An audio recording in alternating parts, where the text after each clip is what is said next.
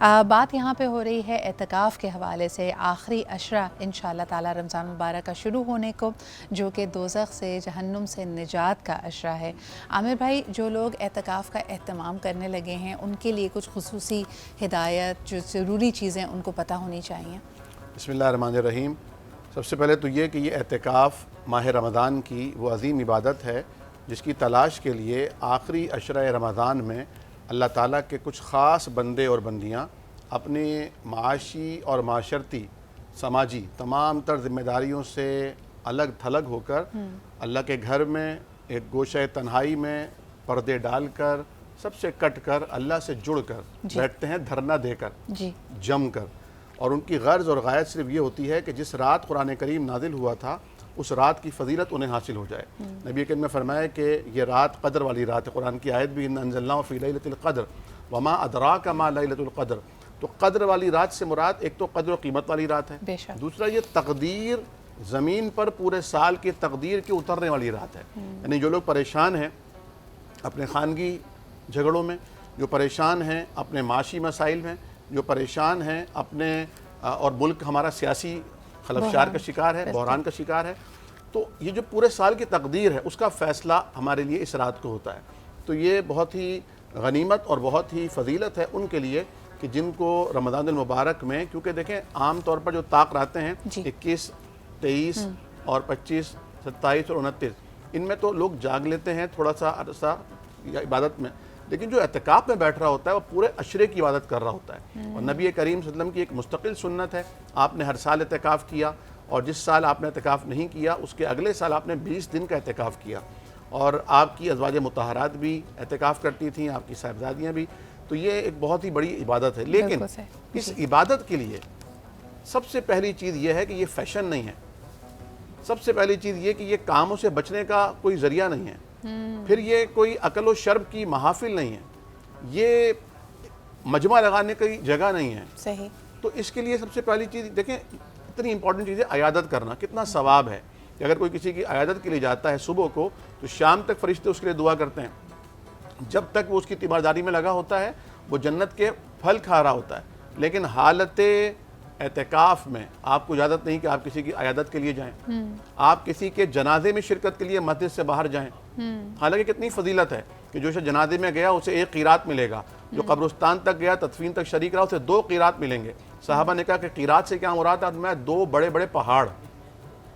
ان اعمال کی اجازت نہیں ہے، اس کا مطلب یہ خاص رب تعالیٰ سے لو لگانے کی، رب تعالیٰ سے رجوع کرنے کی، اور اپنا محاسبہ کرنے کی۔ جیسے حدیث میں آتا ہے کہ من قام لیلۃ القدر، جس نے لیلۃ القدر کی رات قیام کیا، خواہ 2 رکعت ہی پڑھ لی، کیا ہوگا؟ غفر لہ ما تقدم من ذنبہ، اس کے پچھلے سارے گناہ معاف ہو جائیں گے، حالت ایمان کی ہو اور ثواب کی نیت ہو۔ اور یہ فضیلت رمضان کے علاوہ کسی رات کو حاصل نہیں۔ صحیح۔ عامر بھائی، لیکن بتائیے کہ اعتکاف میں اگر کوئی شب و روز 10 روز کے لیے اعتکاف کرتا ہے تو جیسے کہا جاتا ہے انسانی فطرت ہے، آپ فرض نمازیں بھی پڑھ رہے ہیں، آپ روزے کی حالت سے بھی ہیں، تو آرام کی کتنی گنجائش موجود ہوتی ہے؟ کئی لوگوں نے یعنی یہ بھی آبزرو کیا، جیسے آپ نے کہا کہ کام سے کاہلی نہیں ہے، مصروفیات سے اور جو دیگر ذمہ داریاں ان سے دور ہو کے بیٹھنے کا نام نہیں ہے، تو پھر آرام کی کتنی یعنی آپ کے پاس ایک مخصوص وہ موجود ہے کہ ہاں جی اتنا آرام کر سکتے ہیں؟ جب کوئی ٹاسک آتا ہے تو آرام پیچھے چلا جاتا ہے، اس وقت اس ٹاسک کو پورا کرنا ہوتا ہے، اسے اچیو کرنا ہوتا ہے۔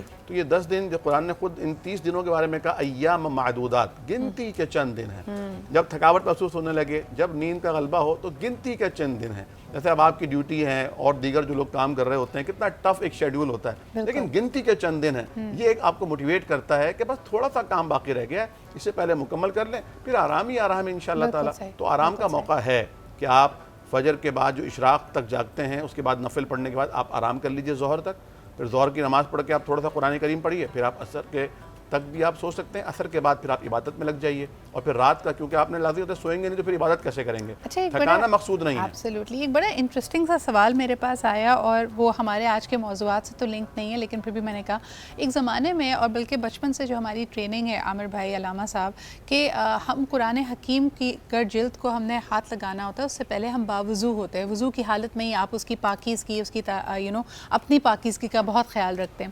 لیکن آج کل اکثر لوگ جو اگر قرأت بھی کر رہے ہیں یا پھر تلاوت تلاوت کلام پاک کر رہے ہیں اس میں ٹیبلٹ یا اپنے گیجٹ کا استعمال ہوتا ہے. تو سوال آیا تھا کہ کیا اس میں بھی باوضو ہونے کی شرط موجود ہے, اپنی جگہ قائم ہے, یا اس پہ آپ کیا what's your take on it؟ علامہ صاحب آپ پہلے آپ فرما دیں. علامہ صاحب دیکھیے کوئی بھی چیز جب تک کہ حروف کی صورت میں جو عکس آ رہا ہے عکس کے حوالے سے نہیں ہے. جیسے کہ مثال کے طور پہ میں قرآن مجید کو یہاں رکھوں اور سامنے شیشہ ہو, تو قرآن مجید اگر ہے اور اس کے حروف کو ہاتھ لگانے کی تو پابندی ہے, لیکن جو عکس آ رہا ہے اس کے حوالے سے نہیں ہے. اگرچہ کہ احتیاط کرنا چاہیے, کیونکہ قرآن کا مسلمہ اصول ہے کہ لا یمسہ الا المطہرون. قرآن مجید کو کوئی چھو نہیں سکتا ہے مگر یہ کہ جو طہارت, تو طہارت یقیناً اس کی شأن شان ہے. اور رمضان المبارک کے ابھی اعتکاف کے حوالے سے بات ہو رہی تھی, تو یہ رمضان المبارک کا یہ اعتکاف بھی جو ہے, اگرچہ کہ اعتکاف جو ہے وہ مخصوص با ماہ رمضان المبارک تو نہیں ہے, عمومی ہے, کسی وقت بھی کیا جا سکتا ہے. سابقہ جتنی امتیں ہیں ان میں بھی یہ اعتکاف کا رواج رہا, اور آج بھی مختلف ادیان میں مختلف مذاہب کے اندر یہ مزاج موجود ہے, جسے کہیں چلے کا نام دے دیا جاتا ہے, کہیں کوئی اور نام دے دیا جاتا ہے. وہ ہوتا اصل میں اعتکاف ہی ہے. یعنی اعتکاف کا مطلب کیا ہے؟ اعتکاف کا مطلب ہی یہی ہے کہ کوئی کسی چیز کی تلاش کرنا, کوئی چیز ڈھونڈنا, کسی کی تعظیم کے لیے جانا. یعنی ہم ملاقات لقاء اللہ کی منزل ہے, ہم خدا سے ملنے کے لیے جاتے ہیں. اس لیے کہ خود قرآن مجید میں بھی ہے نا کہ اِنَّ أَوَّلَ بَيْتٍ وُضِعَ لِلنَّاسِ, کہ ہم نے جو ہے وہ پہلا گھر جو بنایا لوگوں کے لیے بنایا تھا, تو اس گھر میں لوگوں کو ہی جانا چاہیے. تو وہ کیسے ہوگا؟ وہ اعتکاف ہی کی صورت میں ہوگا, اور یعنی قیام ہوگا. وَمَن دَخَلَهُ كَانَ آمِنًا, جو اس میں آ جائے گا وہ امان پا جائے گا. تو بہرحال یہاں پہ صرف میں یہی کہوں گا کہ اس میں کوئی مذائقہ نہیں ہے. دفتی کو چھو سکتے ہیں, کسی چیز کے ذریعے سے آپ چھو سکتے ہیں, لیکن اعتکاف ہے انسان سازی کے. بالکل صحیح. عامر بھائی اور آپ کا ٹیک انسان کا کام ہے معاشرہ. دامن وقت میں گنجائش نہیں ہے, اس لیے بہت اختصار کے ساتھ میں عرض کروں گا کہ نماز کے لیے اور بیت اللہ کے طواف کے لیے شرط ہے کہ باوضو ہونا لازم ہے. اس کے علاوہ جتنی بھی عبادات ہیں, وہ ذکر و اذکار ہیں, تلاوت قرآن ہے, اس کے لیے باوضو ہونا شرط نہیں ہے شریعت کی, لیکن بہتر ہے کہ آپ وضو کریں اور آپ کے اندر ایک ظاہری طہارت بھی آئے. جو آیت قرآن کریم کی آپ نے تلاوت کی, لا یمسہ الا المطہرون, اس سے پہلے قرآن کریم میں فی کتاب مکنون, یعنی یہ قرآن جو ہے یہ لوح محفوظ میں ہے. لا یمسہ الا المطہرون, وہاں تک پاکیزہ فرشتوں کے علاوہ کوئی نہیں پہنچ سکتا. یعنی جو قرآن نبی اکرم پہ آ رہا ہے یہ پاکیزہ فرشتوں کے ذریعے آ رہا ہے. تو یہ جو ہمارے پاس قرآن کریم ہے یہ بھی دراصل مصحف ہے, عکس ہے اس قرآن کریم کا جو اصل میں لوح محفوظ میں موجود ہے. بالکل صحیح. عامر بھائی اسی کے ساتھ کیونکہ گفتگو اسی نہج پہ ہے, تو مجھے بتائیں تیمم کی کیا شرائط ہے؟ اکثر میں نے یہ دیکھا ہے اور میں نے کئی دفعہ یہ واقعہ بتایا کہ میں خود مسجد نبوی کے صحن میں ہم لوگ موجود تھے اور نماز بالکل بس جماعت کھڑی ہونے والی تھی, اور ایک خاتون جو کہ پرہیپس ان کو اپنا وضو ریفریش کرنا تھا, لیکن انہوں نے وہاں جانے کے بجائے there was a پلر, اور پلر کے ساتھ انہوں نے تیمم کیا, اور ہم سب حیران پریشان ان کی شکل دیکھ رہے تھے کہ ذرا سا اور آگے بڑھ جائیں تو آپ کو وضو خانہ بھی مل جائے. تو تیمم کرنے کی کیا شرائط ہوتی ہے کہ پانی اور چیزیں بالکل موجود نہ ہو, وقت کی بہت کمی ہو, اس کی بالکل یقیناً پانی بالکل موجود نہ ہو, اور یا انسان بیمار ہو اس طرح کہ اسے پانی کے استعمال سے منع کیا گیا ہو, تو وہ تیمم کر سکتا ہے. اگر یہ کیفیات نہیں ہیں تو وہ تیمم نہیں کر سکتا. اگر کہیں پانی موجود نہیں ہے اور کہیں سے مراد ارد گرد بھی کہیں موجود نہیں ہے تو وہ تیمم کرے گا, اور اگر اس دوران پانی اسے دستیاب ہو جاتا ہے تو وہ پھر وضو کرے گا باقاعدہ. ہمارے یہاں ایک کانسیپٹ ہے کہ وضو کے لیے بہت سارا پانی ہونا چاہیے, حالانکہ ایک گلاس پانی سے یا آدھے گلاس پانی سے بھی آپ وضو کر سکتے ہیں. اعضاء کو زیادہ سے زیادہ 3 دفعہ دھونا ہے, صحیح, 1 دفعہ دھونے سے بھی وضو ہو جائے گا. صحیح. تو کم سے کم پانی استعمال کرنا چاہیے, اور یہ تربیت میں سمجھتا ہوں ہمارے علماء کرام کو, ائمہ مساجد کو مساجد میں دی جانی چاہیے. یعنی وہ پبلک کو دیں کہ بھی آپ کم سے کم پانی کا استعمال کریں تاکہ باوضو رہیں اور وضو کا عمل بار بار دہراتے رہیں. اس سے رزق میں برکت ہوتی ہے, اس سے طہارت ہوتی ہے, انسان کا جسم اور اس کا ذہن قلب سب منور رہتے ہیں. بالکل صحیح. اور جس طرح کہ کہا جا رہا ہے کہ سسٹینیبلٹی, اسلام کیونکہ دین فطرت ہے, یہاں پہ کوئی بھی ضیاء کا یا کسی بھی چیز کے اسراف کا کوئی آپ کو کانسیپٹ نہیں ملے گا. ایک سمپل سی چیز ہے, ہم بہت سارے دنیا کے مذاہب اور ادیان میں دیتے ہیں, ایون کہ اگر کوئی انہوں نے چیز دان کرنی ہوتی ہے تو بھی دیکھا جا رہا ہوتا ہے کہ ایک فلانی جگہ پہ دودھ کی یا پانی کی یا چیزوں کا وہ ضیاء کر رہے ہیں. اس طرح کا کوئی کانسیپٹ آپ کو اسلام میں نہیں ملے گا. اگر آپ کا جانا ہو مدینہ منورہ تو وہاں کے جو میوزیم میں وہ برتن بھی رکھا گیا جسے حضور اکرم صلی اللہ علیہ وآلہ وسلم خود وضو کے لیے استعمال کیا کرتے تھے.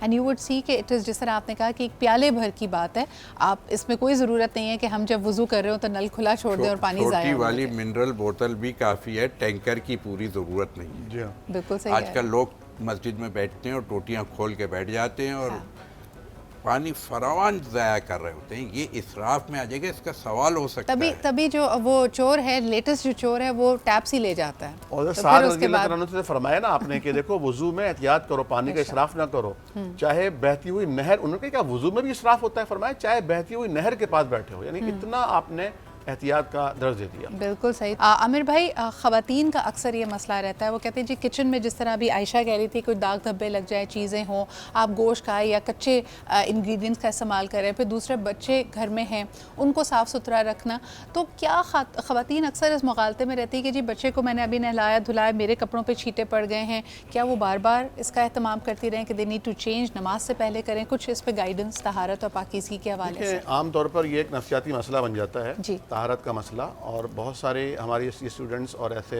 احباب ہیں جنہیں ہم نے اس حوالے سے بہت کلیئر کیا ہے کہ اصل جو طہارت ہے وہ طہارت ہے انسان کی حسی اور اس کی قلبی اور ذہنی.